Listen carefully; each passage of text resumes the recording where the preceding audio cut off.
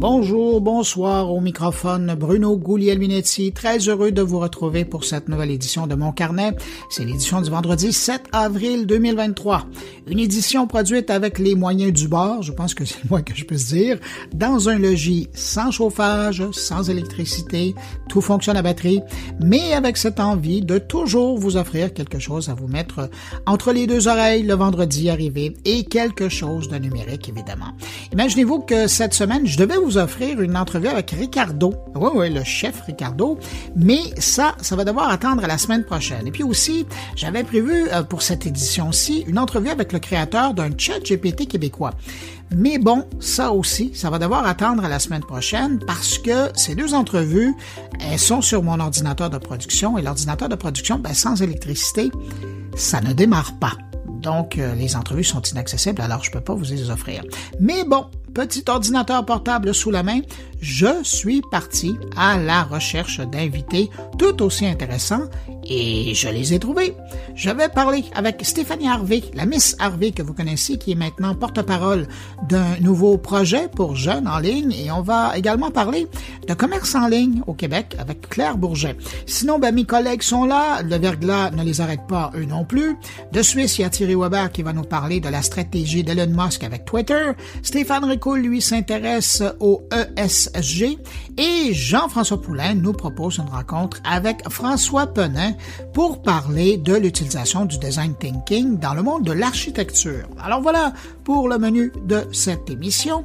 Avant de passer à l'actualité, vous me donnez quand même une minute pour saluer des auditeurs qui m'ont fait signe à certains endroits cette semaine. Alors, salutations toutes particulières à Marcel Ngounou qui nous écoute du Cameroun, Laurent Bédard, Alexandre Lupien, et puis aussi Bruno Larouche et Luc Villeneuve qui écoutent Mon Carnet à partir de la chaîne Mon Carnet, le podcast sur YouTube. Oui, parce que finalement, vous m'avez convaincu et Mon Carnet est également disponible sur YouTube. Alors, salutations à ceux qui écoutent en ce moment Mon Carnet à partir de YouTube. Et puis, merci à vous que je n'ai pas nommé. Merci de prendre de votre temps pour nous accueillir comme ça, moi, mes invités et mes collègues, entre vos deux oreilles. C'est vraiment très apprécié. Je ne le répéterai jamais assez. Alors, à tous, je vous souhaite une excellente écoute.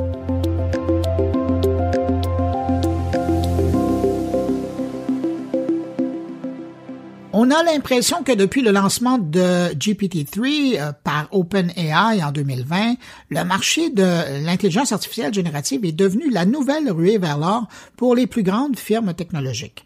Le dernier à attirer mon attention sur le sujet, c'est Meta, la maison mère de Facebook, qui envisage maintenant d'utiliser l'intelligence artificielle générative pour créer des publicités sur Facebook et dynamiser les campagnes publicitaires sur sa plateforme. Sachant que la publicité commerciale en ligne constitue le revenu important de Meta, il est logique de voir Meta vouloir innover dans le domaine et faire progresser ce segment d'activité grâce au potentiel de l'intelligence artificielle. Pour y arriver, Meta veut fournir des outils de pointe aux entreprises pour qu'elles puissent créer des images publicitaires avec l'intelligence artificielle. D'ailleurs, Meta a récemment créé une nouvelle équipe d'IA générative pour travailler sur ce projet et compte également utiliser cette technologie pour créer des mondes virtuels dans son fameux métavers. En passant, Facebook n'est pas la seule plateforme de la grande famille Meta à regarder du côté de l'IA, parce que Meta expérimenterait un agent conversationnel pour WhatsApp et Messenger, ainsi que pour les filtres d'Instagram. Initiative intéressante de la part de Google, le géant américain exige désormais que les développeurs d'applications Android mettent en place des contrôles qui permettent simplement et clairement aux utilisateurs de supprimer leur compte, mais aussi leurs données, soit dans l'application, soit en dehors, en passant par le web. Les développeurs doivent se conformer à cette nouvelle politique d'ici le 31 mai 2024. Google a également exigé que les développeurs lient un formulaire de demande de suppression des données à la page de liste de l'application sur Google Play Store. Et pour s'assurer que l'opération soit simple, enfin plus simple qu'elle n'est maintenant, Google exige même que les informations sur la suppression des données soient mises en évidence dans une nouvelle section de sécurité des données de l'application sur la page de la boutique Play Store. Google dit vouloir renforcer la confiance des consommateurs avec cette nouvelle approche. Il faut savoir que c'est dans un contexte où, selon une enquête sur le sujet, 49% des utilisateurs d'Android préfèrent passer à un iPhone en raison de préoccupations concernant le domaine de la sécurité et de la vie privée. Et puis tiens, parlant de Google, l'entreprise vient d'ajouter de nouvelles fonctionnalités à son moteur de recherche qui ont à voir avec le monde du voyage. Et parmi celles-ci, il y a la possibilité de se faire rembourser la différence si le prix de son billet d'avion réservé avec Google Flight baisse après la réservation. Dans l'éventualité où la chose se produisait, Google s'engage à rembourser automatiquement la différence via Google Pay. Cette garantie de prix est signalée par un petit écusson, d'ailleurs, qu'on voit à côté des vols concernés par ce programme. La mauvaise nouvelle, c'est que pour le moment, ce service qui est en développement, en test pilote, est uniquement disponible aux États-Unis. Google va limiter le montant total remboursé à 500 $ maximum par an et il ne sera pas possible de réserver plus que 3 vols avec garantie de prix en même temps. Le remboursement a lieu après le décollage du premier vol de l'itinéraire réservé. Pour recevoir ce remboursement, il faudra évidemment télécharger l'application Google Pay sur son téléphone et la configurer dans les 90 jours suivant le vol. Un mot sur Twitter en terminant ce survol de l'actualité numérique de la semaine.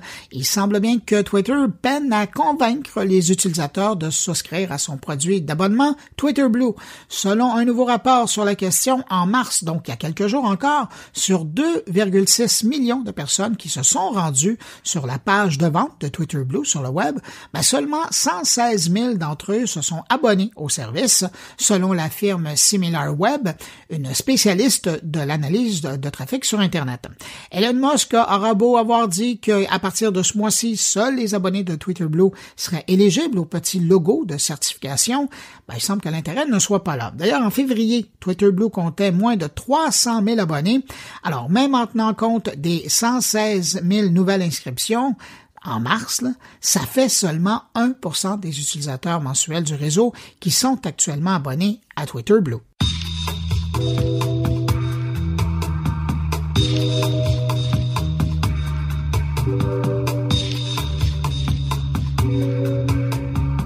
Cette semaine, l'Académie de la transformation numérique de l'Université Laval à Québec a publié un nouveau fascicule de l'enquête Net Tendance qui concerne le commerce électronique au Québec. Alors, on va aller rejoindre immédiatement Claire Bourget, la directrice Intelligence d'affaires et recherche marketing, mais surtout, pour ce qui m'intéresse moi aujourd'hui, l'éditrice de l'enquête Net Tendance pour connaître l'état des choses. Bonjour Claire Bourget. Bonjour Bruno. Claire, félicitations pour ce dernier cru du Net Tendance qui porte sur le commerce électronique parce que il est vraiment intéressant et puis il nous permet de faire un peu la mise à jour du commerce électronique au Québec avec quand même une très bonne nouvelle. Le quart des cyberconsommateurs québécois achètent sur des sites web de marchands québécois. Ça, c'est la belle nouvelle. Oui, exactement. Ce qu'on voit, mais si on remonte un petit peu, de façon générale, cette année, je dirais annuellement, sur une base annuelle, il n'y a pas nécessairement plus de gens qui ont acheté en ligne en 2022 qu'en 2021. On est au même pourcentage, 3 adultes sur 4. Fait que ça s'est maintenu. Mais par contre, là où ça a changé, ça a une modification, c'est au niveau du choix des sites ou des applications mobiles sur lesquelles les adultes québécois sont allés faire des achats. Puis avec l'automne dernier, l'arrivée transactionnelle entre guillemets du panier bleu, on voit que le panier bleu commence à prendre sa place. Basé sur le montant total de tous les achats en ligne durant l'année, le panier bleu est allé chercher une part de 7%. C'est ça que j'allais vous poser comme question parce que quand on regarde, petite baisse chez Amazon, petite baisse chez les sites canadiens, genre Canadian Tire, pour pas le nommer, et petite baisse chez les marchands étrangers, mais hausse chez le panier bleu. Donc, à un moment donné, ça veut dire qu'ils ont récupéré déjà? C'est très intéressant. Ça veut dire ils sont allés gruger partout, sauf dans notre marché, celui des marchands québécois, disons. Ouais. Fait que ça, c'est puis les chiffres arrivent exactement pile poil. Fait que c'est quand même intéressant, puis je pense que c'est une bonne nouvelle. Fait que dans le fond, on se cannibalise pas. Hein, on peut... Et ça pouvait être la crainte, mais justement, là, on voit que tout le monde est en train de prendre sa place et que le panier bleu, est en train de prendre sa part de marché à lui. Exact. Puis ce qu'on observe aussi chez les acheteurs du panier bleu, ils sont surtout jeunes.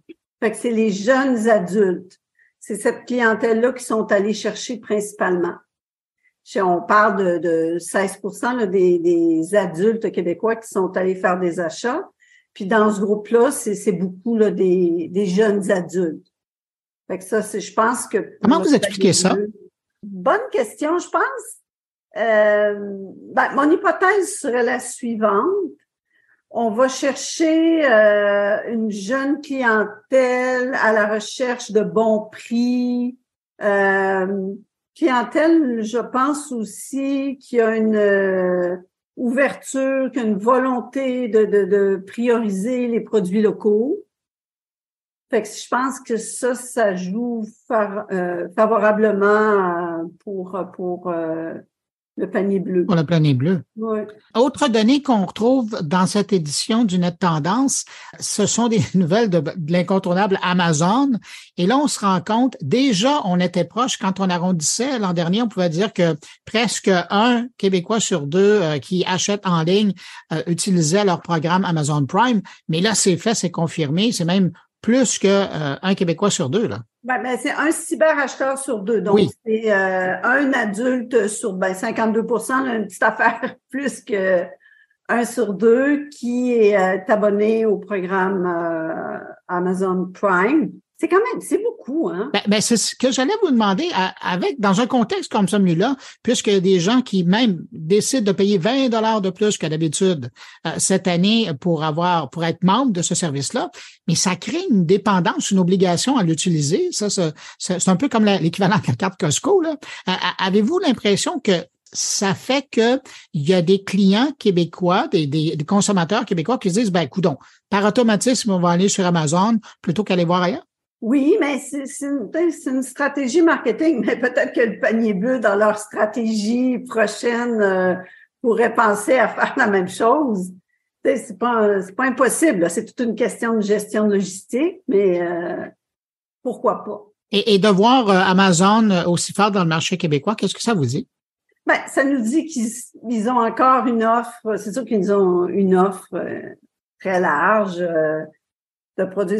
Mais tu sais, il faut pas oublier non plus que même sur Amazon, il y a quand même des produits locaux qui s'y retrouvent. Tu sais, Et je suis le premier à lever la main parce que moi, il y a des produits québécois que je trouve nulle part ailleurs sur Internet que sur Amazon et que je commande sur Amazon.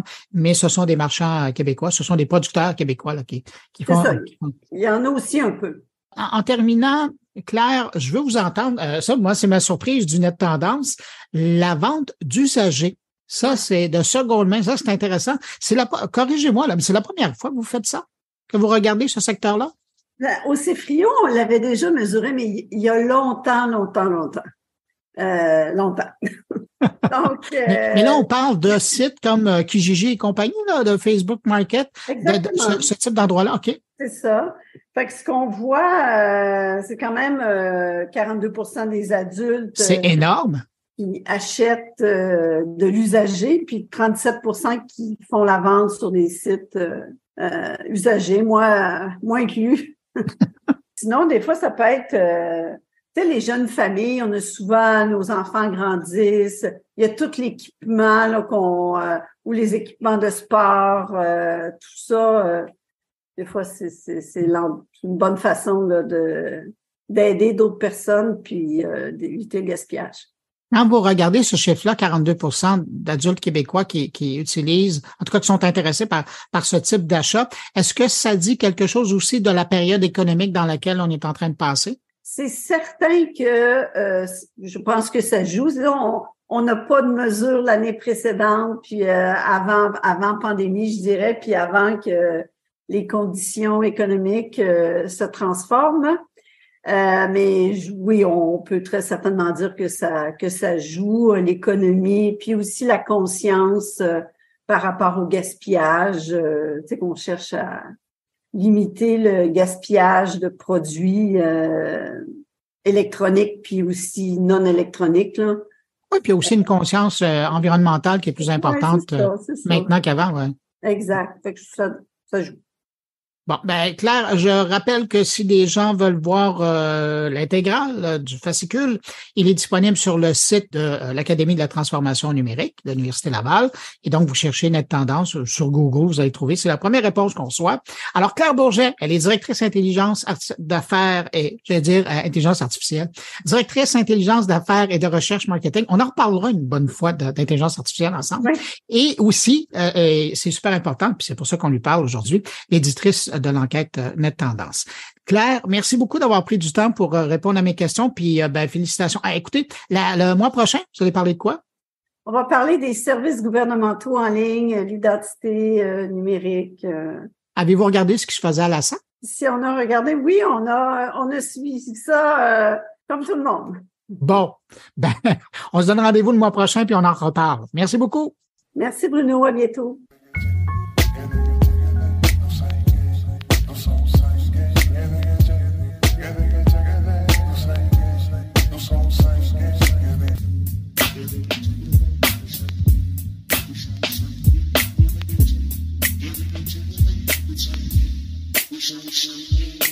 Alors, il y a quelques jours, la Fondation des gardiens virtuels annonçait le lancement de la plateforme virtuelle interactive Quartier Québec. À ce que je comprends, c'est un genre de maison des jeunes sur Internet qui permet de trouver à la fois des ressources dont ils ont besoin dans le monde de la santé, mais également des endroits, des lieux où ils peuvent s'informer et se divertir. Pour nous parler de ce nouveau lieu de rendez-vous virtuel, on va rejoindre Stéphanie Harvey, la porte-parole de cette plateforme Quartier Québec qui s'adresse aux jeunes Québécois de 14 à 25 ans. Bonjour Stéphanie Harvey. Salut! Stéphanie, vous avez décidé d'être porte-parole de Quartier Québec. Est-ce que je me trompe quand je présente Quartier Québec comme une maison des jeunes en ligne moderne et de son temps? Oui, c'est exactement ce que je dis toujours depuis le début du projet, parce que même moi, j'essaie de conceptualiser ce nouveau programme. Puis c'est ça, c'est une maison des jeunes en ligne, parce qu'en plus de ça, on fait vraiment un quartier là. Visuellement, c'est un quartier. Il y a des rues, il y a des bâtiments. Puis donc c'est vraiment pour que le jeune et les jeunes adultes se retrouvent de la plateforme en ligne. J'ai vu que c'était la Fondation des gardiens virtuels qui est en arrière de ça. C'est qui ça, les gardiens virtuels? Les gardiens virtuels, c'est une fondation qui a été créée en 2018, pardon. Et puis c'est une équipe qui s'occupe vraiment de soutenir les jeunes, parfois en détresse, en ligne.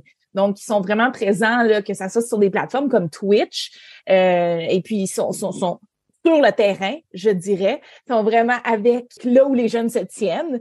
Et puis, ils agissent un peu comme d'intervenants sur le terrain. Un peu ce que j'avais quand j'étais jeune, qui était vraiment, là, tu sais, t'avais une roulotte qui se promenait, puis tu pouvais aller voir la... Des travailleurs de rue. Exact, des travailleurs de rue. Là, c'est des travailleurs de ligne. Ouais. Mais en ligne, tu sais, donc des fois, ils font des lives, de la diffusion en direct sur Twitch. Des fois, ils vont dans les communautés et ils se promènent un peu partout. Puis c'est vraiment une fondation qui a été fondée dans le but, on s'est comme rendu compte qu'il y avait un manque de soutien pour la jeunesse, mais aussi en ligne, je dirais, durant la pandémie, ça a comme pris une espèce de grosseur là, vraiment énorme, que ça soit au niveau de la santé mentale, en étant tous enfermés à la maison, ça nous a tous créé un peu certains trucs, mais aussi au deuxième niveau, je dirais, ça nous a rapprochés rapidement de la technologie, qu'il a fallu vraiment que l'intervenant s'adapte. Pourquoi je suis pas surpris de vous voir être porte-parole de ça? J'ai l'impression que c'est de la continuité de ce que vous prônez depuis des années par rapport à la saine utilisation des réseaux sociaux, l'hygiène numérique. J'ai l'impression que ça va dans le même sens. C'est une continuité. Ouais, je suis quand même assez impliquée dans ce genre de domaine-là. Et puis Quartier Québec, c'est vraiment, je dirais, un manque nécessaire et puis quelque chose qui va être évolutif. C'est quand même assez nouveau, là, ce concept-là. Moi, j'en connais pas d'autres comme ça. Donc, le but, c'est de vraiment être les pionniers là-dedans. Puis moi, c'est un peu ça, ma carrière, hein, être la pionnière, faire changer les choses, pousser, rendre les choses meilleures. Donc, ce qui va vraiment être intéressant dans le quartier Québec, ben, comme un vrai quartier, il va y avoir de la politique, des élections, peu importe. Fait qu'on va adapter le quartier selon ce que les gens veulent dans le quartier. Donc, je dirais que là, la plateforme se lance, mais d'ici 6 mois, 1 an, qu'est-ce qu'elle va devenir, où les bâtiments vont nous en aller, est-ce qu'il y aura des nouvelles rues, est-ce qu'il va y avoir de la demande, est-ce que les jeunes vont créer leur propre bâtiment, on ne sait pas dans le fond, et puis c'est ça qui est excitant. Mais là, l'interface, ça va ressembler à quoi? C'est vraiment pour monsieur, madame, tout le monde, là, au niveau de la demande, là, c'est dans ton navigateur Internet, OK? Pas besoin de télécharger rien. Puis c'est vraiment comme en mode isométrique. Tu vois, un quartier, des rues, peu importe, un chapiteau, un arcade, des bâtiments. Tu peux interagir avec ces bâtiments-là et tu deviens, tu rentres dans le bâtiment en interagissant avec. Mais de base, là, c'est vraiment une espèce d'image statique où tu peux te déplacer dans le quartier. Ça permet à n'importe qui de pouvoir l'utiliser, que ce soit sur ton téléphone ou directement devant l'ordinateur, peu importe la qualité de l'ordinateur. Et là, c'est pas facile, votre affaire, parce que vous vous adressez pas juste à un type de clientèle, hein. Vous faites large de 14 à 25 ans. Ça veut dire que vous devez plaire et attirer et offrir des services pour les plus jeunes, mais à la fois aussi les jeunes adultes. C'est pas évident, ça? Ouais. Un peu comme dans la vraie vie, dans un vrai quartier, il y a peut-être des bâtiments qu'on va pas utiliser, nous, parce que ça nous intéressera peut-être pas. Peut-être que nous, par exemple, les compétitions de jeux vidéo, l'arcade, ça nous intéresse pas. Donc, on n'ira pas dans le bâtiment de l'arcade, mais peut-être que nous, on aime l'art, on aime la création, on aime les défis, on aime se creuser les méninges. Donc, peut-être qu'il va y avoir une bâtisse pour nous. Nous, en tant que parents, on va pouvoir aller justement s'informer, comprendre, faire des formations sur notre utilisation en ligne. Puis, encore une fois, vu que j'ai parlé d'un quartier évolutif, ça se peut que présentement, l'offre n'est pas exactement adéquate pour tout le monde. Puis, on va grandir ensemble, puis on va l'améliorer. Moi, je suis en train de réfléchir à une façon d'avoir mon bâtiment dans le quartier. Donc, ça va vouloir dire quoi, le bâtiment Lucervé? Donc, il va y avoir de la place pour tout le monde. Ça permet aux autres organismes, ça permet à des compagnies, ça permet même peut-être à des écoles de créer leur bâtiment ou de même voir, moi, je veux la rue un tel, puis voici ce qu'on va apprendre dans ma rue. On comprend bien que l'idée, c'est quartier Québec. J'imagine que la première clientèle, ce sont les Québécois. Mais est-ce que vous pensez ouvrir ça un petit peu plus large?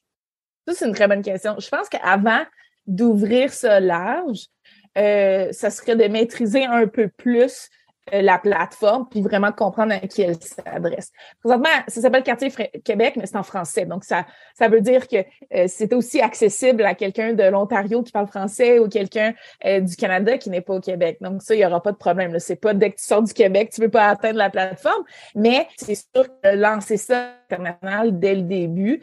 Vous allez d'abord essayer de l'améliorer, puis après, peut-être aller à l'étranger? Oui, mais je pense que ce qui est important, c'est de vraiment pouvoir grandir avec la plateforme et puis pas trop aller trop vite pour la plateforme. Tu sais, on a déjà quand même beaucoup d'objectifs. Je dirais comme en bon franglais, le scope est vraiment déjà très gros. Donc, se concentrer pour l'instant sur ce qu'on va offrir dans les quartiers du Québec puis à la population du Québec, ça va être nécessairement la priorité au début, oui. Stéphanie, je reviens sur quelque chose que vous avez dit tout à l'heure parce que justement, vous êtes une innovatrice dans tout ce que vous touchez et j'étais curieux de vous demander, quand vous regardez où vous êtes rendu en 2023, est-ce que vous êtes rendu où vous voulez dans votre carrière? C'est tellement une bonne question. J'ai quand même encore de la misère à me projeter parce que vu que je suis la personne qui brise des barrières, c'est dur de c'est quoi la prochaine étape quand elle n'existe pas. Mais je dois dire que j'ai toujours l'impression que je n'ai pas fait assez. J'ai toujours l'impression que je peux avoir un plus grand impact, qu'on peut changer les choses ensemble. Donc, je continue à me dire que dans 2, 3, 4, 5 ans, j'espère être encore plus loin. J'espère vraiment avoir pousser, je dirais, notre consommation du numérique d'une façon positive, de démystifier encore plus tout ce qu'on fait dans le jeu vidéo. Et puis, je ris souvent, là, Bruno, je dis souvent ça dans mes entrevues, mais peut-être que dans 10-20 ans, je vais être la ministre de l'Internet pour vraiment pousser et faire changer les choses au gouvernement par rapport à notre consommation numérique. Ça vous intéresserait, ça, la politique? Il y a certains aspects de la politique qui m'intéressent. Je suis quand même assez... je consomme énormément de politique, que ce soit politique internationale ou locale. Il y a des aspects que je trouve moins intéressants parce que moi, je suis quelqu'un de très franc, très honnête, très direct. Et je sais pas si je serais capable de naviguer tout ça, mais le côté... c'est vraiment pousser pour mon prochain, pousser pour que la prochaine génération ait une meilleure qualité de vie que ce que nous, on a vécu. Ça m'intéresse tellement. Présentement, j'ai l'impression d'avoir un meilleur impact, pas en politique, mais on verra un jour où la vie va m'amener, dans le fond. Bon, ben écoutez, puis je vais juste vous rappeler qu'on est autant écouté à Québec qu'à Ottawa. Alors, qui sait, peut-être que vous aurez un contact bientôt qui va vous approcher. Stéphanie, évidemment, qui sait. Stéphanie, je veux pas vous laisser aller avant que vous disiez un mot sur votre émission à RDS Jeux vidéo. C'est une belle vitrine que vous donnez aux sportifs du sport électronique, une vitrine auquel vous n'avez pas eu droit parce qu'à l'époque, il n'y a personne qui faisait ça. Qu'est-ce que ça vous permet de faire, ça? Ben, dans le fond, RDS m'a un peu laissé sauter dans mon projet que je voulais. Puis moi, mon projet, c'était vraiment de parler des joueurs professionnels ou des gens qui font du jeu vidéo au Québec, leur vie à temps plein. On est déjà à la 4e saison qui est présentement en cours sur le site Internet de RDS Jeux vidéo. Et puis, la belle web-série, moi, je la décris toujours comme... C'est comme si on prend toujours un train, mais la version positive des jeux vidéo, où on va vraiment parler de l'histoire de la personne, on va apprendre comment elle a commencé, comment ses parents voient son parcours, puis aussi comment ils ont fait pour devenir professionnels, puis c'est quoi le futur pour eux dans leur vie. Donc, c'est un peu pour démystifier le fait que, on pense encore peut-être aujourd'hui que je suis une des seules au Québec, on est au moins 30, 50, peut-être même 100 à faire ça à semi-temps plein, à temps plein au Québec. Donc, c'est important qu'on en parle, c'est important qu'on soit fiers de nos Québécois qui font ça à temps plein. Et surtout, on essaie d'avoir ceux qui ne se sont pas exilés, je dirais, aux États-Unis, parce que malheureusement, comme dans les plus grands sports internationaux, présentement, les athlètes vont aux États-Unis pour compétitionner, mais c'est un peu la même chose dans le sport électrique. Et à travers tout ça, est-ce qu'il vous reste encore un petit peu de temps pour jouer, mais juste pour le plaisir?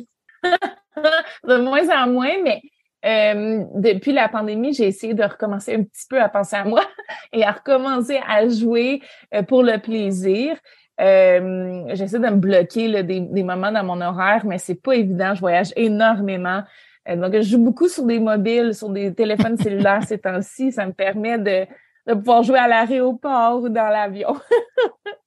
Mais ça, vous allez faire plaisir à beaucoup de gens en disant ça, parce qu'il y a bien des gens qui regardent de haut le jeu sur un mobile, mais c'est un segment qui est de plus en plus important.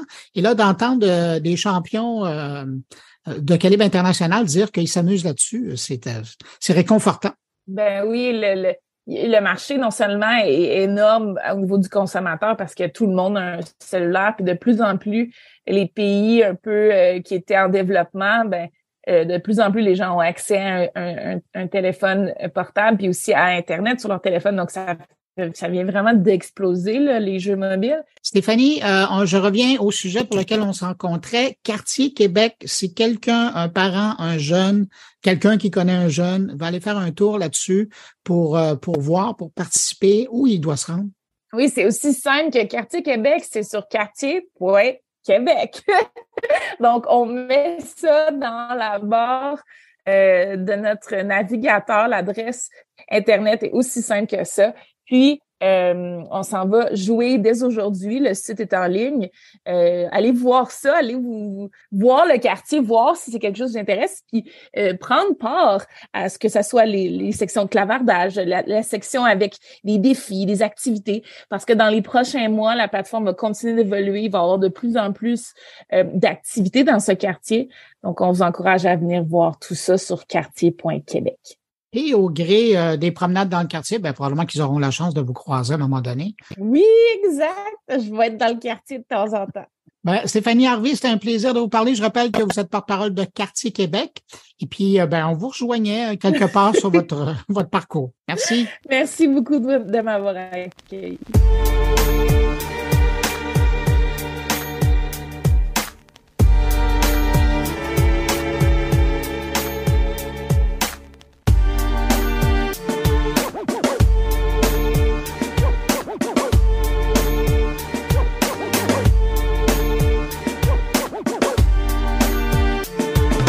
Autour de mes collègues maintenant, et on commence par Thierry Weber. Cette semaine, Thierry s'intéresse aux méthodes peu orthodoxes de gestion d'Elon Musk avec sa plateforme Twitter.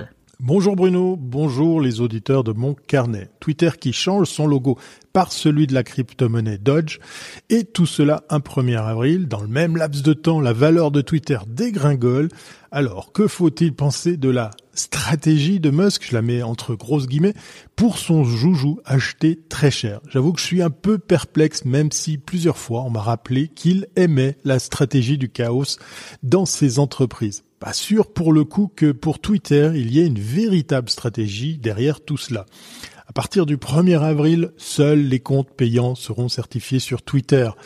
Une première étape avant un changement plus radical, la limitation de certaines fonctions gratuites aux comptes payants. Peut-être une piste d'explication sur ce qui s'est permis de faire par un clic de souris avec certains médias importants qui viennent tout simplement de perdre leur petit sigle bleu. La certification n'a donc plus aucun sens. Pour gagner de l'argent facilement, Elon Musk s'appuie sur des certifications payantes. En quête de reconnaissance, de nombreux comptes ont essayé le badge de vérification inclus dans l'abonnement Blue. En quelques mois, de vrais comptes ont été certifiés et ont coexisté sur Twitter. Ce 1er avril, cette cohabitation prend fin. Seuls les comptes payants conservent leur badge bleu, ils le perdront. Y aura-t-il des exceptions pour les comptes très célèbres ? Il va falloir voir de cas par cas, en tout cas. Le New York Times souligne que les 500 annonceurs les plus présents sur Twitter, les 10 000 entreprises qu'ils suivent conserveront leur badge sans payer, même si l'aspect social change encore de visage. On n'est pas à l'abri d'une surprise. Pour conserver leur badge doré, les entreprises devront payer tout simplement, et ça chaque mois. Mais revenons sur la valeur de son entreprise à l'oiseau bleu, la valeur de Twitter. Elon Musk estime désormais la valeur de Twitter à des milliards de dollars. Une lettre interne aux salariés concernant l'offre du groupe de San Francisco et l'attribution d'actions par la société encadre Twitter depuis son rachat fin octobre. Le programme de financement partagé valorise la plateforme à des milliards de dollars, près de la capitalisation de Snapchat, le parent d'origine de Snapchat ou le site créatif de réseautage social Pinterest, tous deux cotés en bourse. Interrogé par l'AFP, l'agence France Presse, via une adresse mail propre à Twitter, il a généré une autoréponse ne contenant qu'un tas de caca. Vous savez, le fameux emoji de couleur brune. Voilà, c'est une forme d'humour, on va dire. Dans des documents internes, Elon Musk justifie l'évaluation brutale par les difficultés financières connues de la société à l'époque où il était au bord du dépôt de bilan. Twitter devrait perdre 3 milliards de dollars par an, a écrit Elon Musk dans une annonce publiée sur la plateforme. Selon lui, ce chiffre s'explique par une perte d'entreprise de 1,5 milliard de dollars et une dette venant à échéance du même montant. Mais maintenant que les annonceurs reviennent, dit-il, il semble que nous atteindrons le seuil de rentabilité au deuxième trimestre 2023, a déclaré le directeur général et actionnaire de Twitter. Depuis qu'il a pris le contrôle, Elon Musk a réduit les effectifs de l'équipe de plus de 7500 personnes à moins d'employés en utilisant des séries successives de licenciements. Dans un document interne, Elon Musk a déclaré qu'il trouvait difficile mais clair d'évaluer la société à environ 250 milliards de dollars sans mentionner de délai. Tiens donc, c'est facile. L'homme qui dirige également le conglomérat aérospatial Tesla et SpaceX a annoncé que Twitter ouvrirait tous les 6 mois une fenêtre permettant aux employés du réseau de vendre leurs titres qui ne sont plus cotés en bourse. J'ai envie de dire affaire à suivre, mais c'est de plus en plus difficile à te suivre, Elon. Pour ma part, je n'arrive pas à comprendre la stratégie qu'il y aurait là derrière. Je doute de plus en plus qu'il y en ait une. Et je vois là des caprices d'un multimilliardaire qui se fait plaisir à faire du grand n'importe quoi avec un réseau qui commence, à mon avis, à perdre de sa superbe. Allez, en attendant, ruez-vous sur les autres réseaux sociaux, portez-vous bien et à très bientôt si c'est pas avant.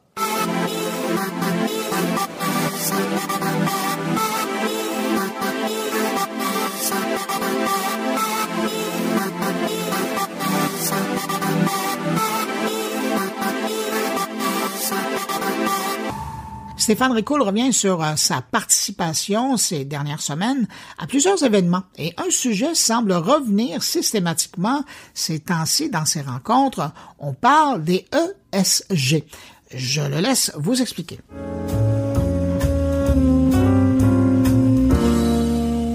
J'ai eu la chance de participer au Petit Batimatech, au OFF du Sommet de la Finance Durable, à la semaine numérique et au forum de la relève d'affaires, tout ça dans les 10 derniers jours à peu près. Un point commun à tous ces événements, et certainement ceux à venir qui sont déjà dans mon calendrier, on y parle des critères ESG et de leur importance pour notre avenir collectif. Simple rappel de ce que veut dire ESG au cas où, il s'agit de la gouvernance qu'une entreprise met en place afin d'avoir un impact positif sur les volets environnementaux et sur le volet social. Dès lors, vous comprenez que c'est une bonne chose que ces 3 lettres ESG volent la vedette dans ce genre d'événement, où métavers et intelligence sont habituellement leur féroce compétition, au point où l'honorable Pascal Saint-Onge, ministre des Sports et ministre responsable de l'Agence de développement économique du Canada pour les régions du Québec, nous parle, lors de la semaine numérique, des technologies propres et vertes et nous invite à prendre le temps de regarder l'économie circulaire et incorporer justement les critères ESG dans nos chaînes d'approvisionnement afin de réussir notre transition. Et elle n'était pas la seule politique cette journée-là à nous en parler puisque la vice-présidente exécutive de la Ville de Québec, Marie-Josée Asselin, nous exprimait le fait que la Ville de Québec avait besoin d'être une ville résiliente au niveau ESG. Mais voilà, la plupart des entreprises ne sont ni assez bien outillées, ni assez ambitieuses en matière ESG selon Tristan Hurtley, alors que pourtant, il s'agit de l'ensemble des critères d'évaluation des risques et des opportunités qu'elles peuvent mettre en place. Nous parlons notamment d'empreinte numérique à travers un petit clin d'œil à la Ville de Québec justement, et son site web qui consomme 2,29 grammes de CO2 par visite, alors que celui de la ville de Grenoble en France ne consomme, lui, que 0,16 grammes de CO2 par visite, avec une expérience de navigation tout aussi bonne.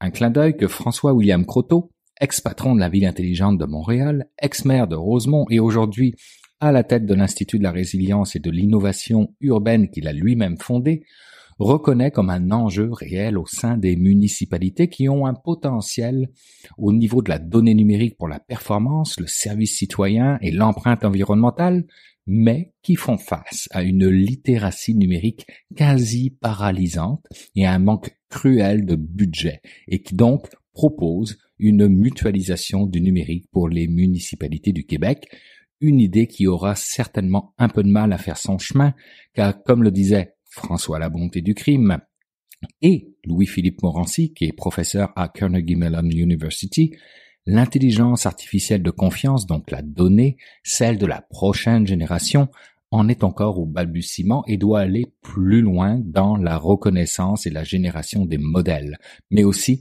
dans l'industrialisation de l'intelligence artificielle ou dans son ingénierie si vous préférez, afin que cette dernière puisse être considérée comme de confiance et puisse donc gérer les risques dont nous voyons poindre le bout du nez avec la donnée prédictive. Plus l'intelligence artificielle sera spécialisée, plus elle sera de confiance.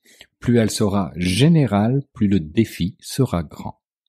La bonne nouvelle dans tout ça, c'est que nos jeunes pousses, ou nos entreprises établies, mise de plus en plus sur les clean tech, dont l'effet de levier sera toujours celui de réparer plutôt que de détruire, même si pour le moment, selon Patrick Gagné, il n'y a pas encore assez d'entrepreneurs capitalistes sociaux, ceux qui amènent du sens dans leur métier, que les problématiques adressées sont encore trop simples, que les feuilles de route technologiques sont trop longues et que le cadre réglementaire n'est pas encore suffisamment développé.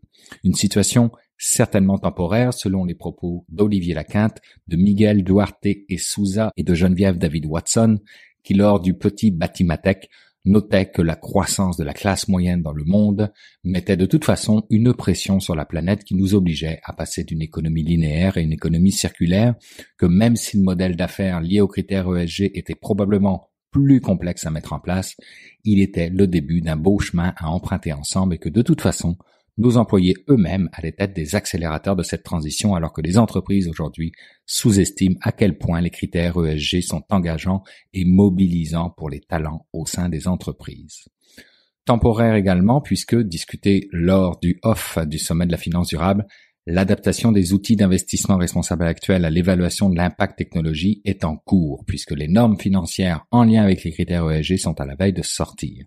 Et on sait bien, quand les finances et réglementations bougent, alors les entreprises bougent. Tant que c'est dans la bonne direction, c'est une bonne chose. Et en parlant de direction, j'aimerais vous laisser sur une note tout à fait poétique de notre astronaute David Saint-Jacques, qui était sur la scène du FERA, le Forum économique de la relève d'affaires, et qui nous partageait l'émotion qu'il a vécue lorsqu'il est sorti dans l'espace pour effectuer une réparation et qu'il s'est retourné pour regarder la Terre. Selon ses mots, c'est à ce moment-là qu'il a bien vu que la Terre était au milieu de nulle part. Et dans ce qu'il voyait à cet instant, il y avait beaucoup de nulle part, comme il disait, jusqu'à très loin, très très très loin. Cet infini inaccessible lui a fait réaliser que nous devons prendre soin de notre planète et des gens qui s'y trouvent, car, comme d'autres diraient, il n'y a pas de planète B.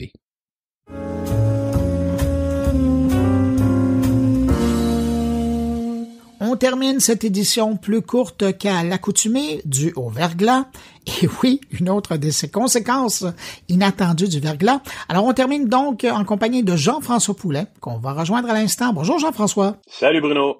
Alors, toi aussi, tu es une victime du verglas. Mais oui, effectivement, en pleine crise du verglas 2.0, heureusement beaucoup plus courte que la première. Bon, alors cette semaine, tu nous parles de design thinking, mais pas dans le numérique, mais plutôt dans le monde de l'architecture. Mais oui, effectivement, cette semaine, je parle avec François Penin, qui est expert en design thinking, qui a étudié à l'école de design de Nantes. On a rencontré plusieurs de ces diplômés-là dans les dernières années, dans les entrevues que j'ai pu faire.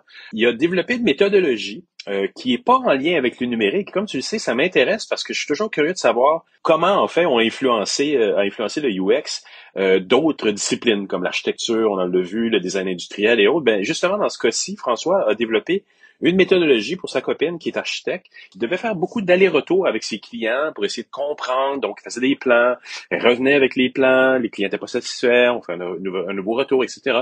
Et il s'est dit, mais pourquoi pas appliquer des méthodologies dont on a parlé beaucoup dans les dernières entrevues, là, dans les dernières années, de design thinking, donc d'ateliers pour s'assurer d'asseoir les gens, genre pendant 2 heures, puis de les faire travailler littéralement sur les plans avec une méthodologie précise. Eux, dans leur cas, ils ont un kit avec des blocs que tu peux déplacer littéralement sur des plans et tout ça. Donc, ils les font travailler. Donc, ça permet à l'architecte de quand même faire son travail d'architecte, on s'entend, mais d'être capable d'être beaucoup plus éduqué, beaucoup plus renseigné sur ce que veulent leurs clients. Et j'en ai parlé avec François, ça peut s'appliquer même maintenant. Hein. On revient dans les bureaux en mode hybride, les patrons, les employeurs savent pas exactement comment reconfigurer des espaces de travail plus agréables. Donc, c'est une façon de faire, asseoir tout le monde autour de la table, faire un atelier, déterminer les besoins. Et ben, c'est de ça qu'on parle dans l'entrevue de cette semaine avec François Penin. Voilà, la table est mise, Jean-François. On va aller écouter cette entrevue. Et puis moi, je te dis merci, puis à la semaine prochaine. Merci beaucoup, Bruno. À la semaine prochaine. Alors, Archiplan-Plan, je l'ai créé au départ pour ma copine, qui est architecte d'intérieur. Et en fait, moi, en tant que designer, mon métier, en gros, c'est de résoudre des problèmes. Et en gros, je voyais que, donc elle est architecte d'intérieur, et je voyais qu'elle avait beaucoup de mal avec ses clients parce que elle faisait beaucoup d'allers-retours, en fait. C'est-à-dire que dans son processus créatif, elle faisait énormément d'allers-retours pour trouver le plan qui correspond aux besoins de ses clients. Et en fait, je lui ai dit à un moment, si tu veux, je peux essayer de regarder si je peux te faire un truc, de créer un outil ou quelque chose. Et donc, je suis parti avec mon bâton de designer, quoi. Et je suis allé rencontrer des anciens clients, des architectes, pour essayer de comprendre comment ils travaillaient, quelles étaient leurs méthodes et tout. Et en fait, je suis tombé un peu sur le même constat, c'est que le problème était partagé par tout le monde. D'un côté, les architectes qui avaient les mêmes problématiques, c'est-à-dire beaucoup de pertes de temps d'aller-retour, et de frustration aussi, parce qu'ils se sentaient pas écoutés, pas considérés. Et de l'autre côté, des clients qui sont aussi frustrés parce que ils disent, en fait, nous, on paye une mission d'architecte et au final, on est en train de réclamer à notre architecte qu'il nous fasse d'autres propositions. On a l'impression qu'on est obligé d'insister, etc. Et donc, voilà. Donc, je suis parti de ce constat-là. Et en fait, j'ai créé un outil qui est en fait une méthode, qui est une méthode collaborative, qui fait que l'architecte fait les plans directement avec ses clients. Alors, ça veut pas dire que c'est les clients qui font le plan, c'est pas ça l'idée, mais c'est qu'ils participent au processus créatif. Et ce qui va permettre à l'architecte de comprendre les besoins de ses clients, mais aussi ses limites en termes de les contraintes qu'ils ont, par exemple, au sein d'un couple, qui a envie de quoi, comment ils se mettent d'accord, etc. Ah oui, carrément. Il y a carrément un angle psychologique. Carrément. Ouais. Faire sa maison, c'est à la fois, c'est plus que simplement une histoire d'espace. C'est une histoire de vie, de couple, de projet en fait. Et donc voilà, donc au début je l'ai fait pour ma femme, elle l'a utilisé, et puis en fait ça a tellement bien fonctionné qu'il y a d'autres architectes qui m'ont demandé de les former à cette méthode-là, donc je les ai formés. Et puis moi vraiment j'avais pas l'intention d'en faire un projet. Pour moi c'était un side project, quoi, enfin un projet que je faisais comme ça. Et puis en fait petit à petit je me suis embarqué dans ce projet-là parce que je voyais que je répondais à un besoin, en gros, tout simplement. C'est super intéressant. Est-ce que tu t'es inspiré de tout ce qu'on a pu mettre en place dans les dernières années dans le monde du numérique? Est-ce que tu t'es un peu inspiré de certaines choses comme ça? Alors ouais, carrément. Alors déjà moi bien évidemment j'ai un background de designer, donc le design thinking c'est mon arme numéro 1, quoi. Après en fait j'ai travaillé aussi pendant 3 ans dans une agence qui s'appelle Co-Designit. Et en fait j'ai découvert la facilitation en fait. C'est vraiment être facilitateur, comment faire travailler un groupe, etc. Moi c'était quelque chose que je connaissais pas. Et en fait ma troisième arme c'est l'entrepreneuriat et monter un projet, etc. Et en fait, Archiplan-Plan, c'est un peu la rencontre entre le design thinking, la facilitation, et puis un peu d'entrepreneuriat. Mais bon, ça, c'est le client le voit pas forcément, mais en tout cas, j'utilise, vu qu'on est dans un processus qui est un processus collaboratif, on fait travailler une équipe, même si elle est toute petite, c'est 2 personnes ou 3 personnes ensemble, mais on a aussi un facilitateur puisque l'architecte devient le facilitateur. Donc en fait, on a 1 ou 2 architectes qui sont les facilitateurs et on a un groupe qui sont les 2. On travaille toujours avec 2 personnes en face. Même si la personne est toute célibataire, par exemple, on lui dit de venir avec un copain ou avec un membre de sa famille, quelqu'un qui le connaît bien. Et en fait, toujours des ateliers à 4. C'est très important pour nous d'appliquer cette méthode-là. Et question, Pierre, là ça s'adresse principalement à de l'habitation privée, mais est-ce que dans un monde où beaucoup de gens se posent des questions quant au retour hybride dans des milieux de travail, puis on ne sait plus à quoi doivent ressembler les milieux de travail, est-ce que cette méthodologie-là pourrait, pour un employeur, devenir un atelier où les gens vont définir un nouveau milieu de travail où ils auraient le goût de revenir? Oui, alors en fait, il y a une chose que j'ai pas dit qui est essentielle dans Archiplan-Plan, c'est qu'on fait plusieurs choses. La première chose, c'est que on est un collectif d'architectes et d'architectes d'intérieur, et même, je dirais plus largement d'experts de l'aménagement, parce qu'on a des ergonomes, et en gros, ensemble, on crée des ateliers pour justement pour répondre à des problématiques de pro en fait. Donc des bureaux, des espaces pro, tous les espaces. Donc notre mission en fait, c'est de rassembler la bonne équipe. On met autour de la table les bonnes personnes, que ce soit des architectes, des ergonomes, etc., en fonction des besoins du client.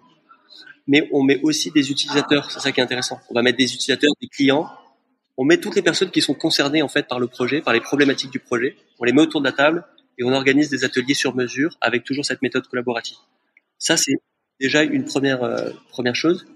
La deuxième chose, c'est qu'on fait des formations pour les architectes. Donc, on forme les architectes d'intérieur, principalement aussi des architectes, mais principalement des architectes d'intérieur, puisque nous, on travaille sur l'intérieur des espaces. Et donc, on les forme à notre méthode. Et la troisième chose qu'on fait, c'est qu'on a créé une box qui est destinée cette fois-ci aux particuliers et qui est en fait un service qui n'existe pas aujourd'hui, qui est en gros qui permet à n'importe qui de faire un plan de chez soi avec son copain, avec son mari, sa femme, en étant accompagné pas à pas par des vidéos.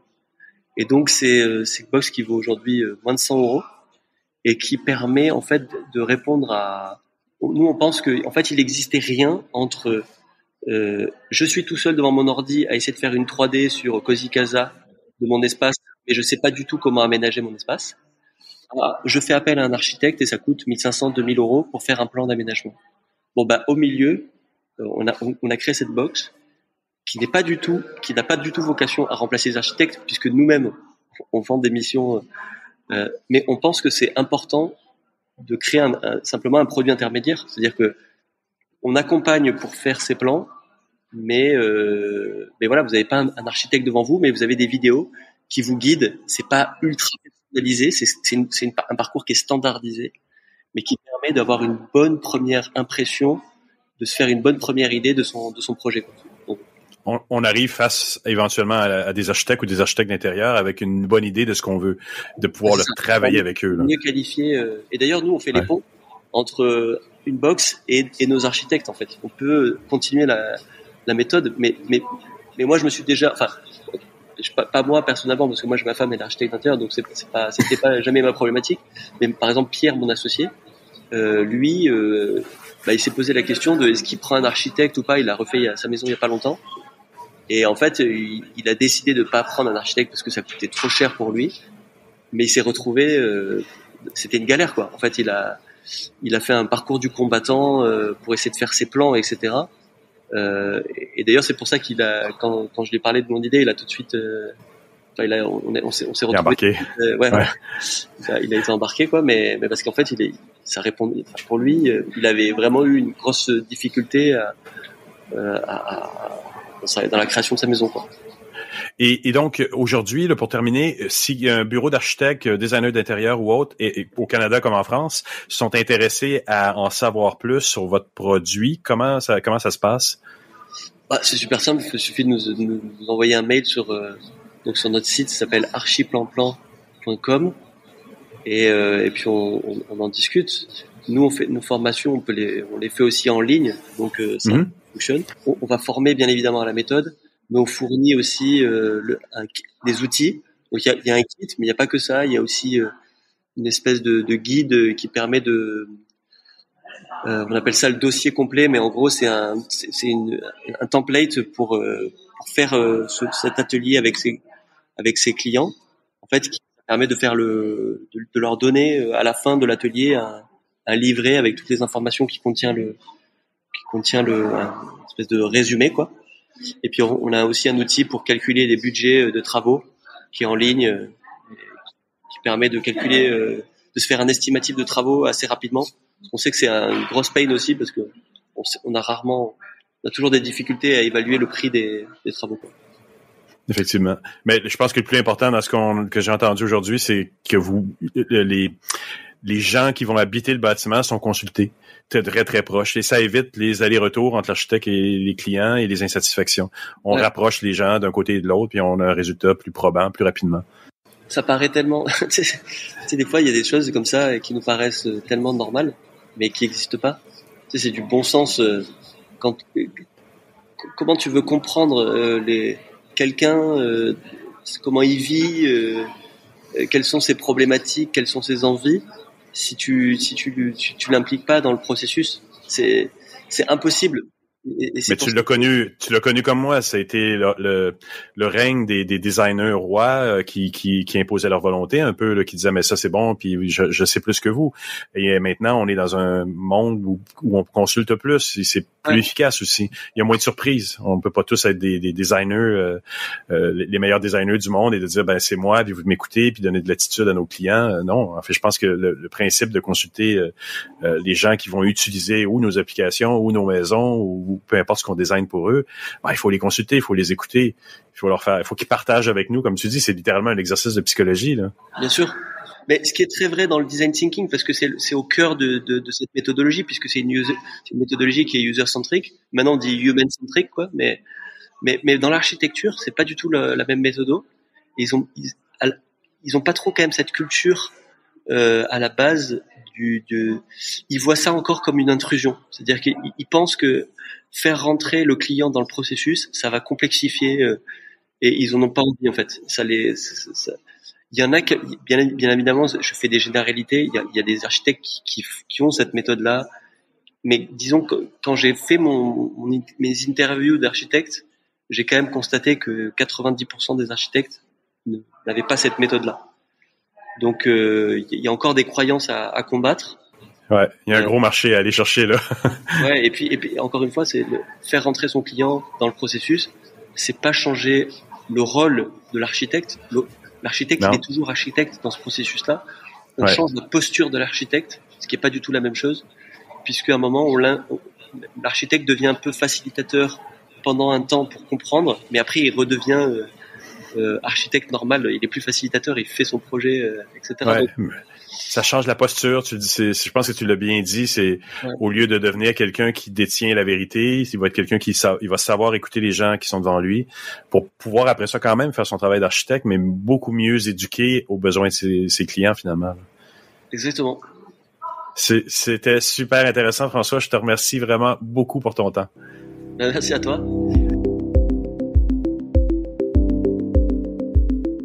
Eh bien voilà, c'est ce qui met un terme à cette édition de Mon Carnet, spécial verglas, fait sur le coin d'une table à la lueur des chandelles. Et je fais pas de blague, c'est vraiment ça. J'espère que vous avez aimé. En tout cas, moi, j'ai aimé passer ce bout de journée avec vous, même si j'ai les mains froides, congelées. On se retrouve la semaine prochaine avec notamment Ricardo et le créateur du premier ChatGPT québécois. Je vous dis salut et puis surtout, restez au chaud.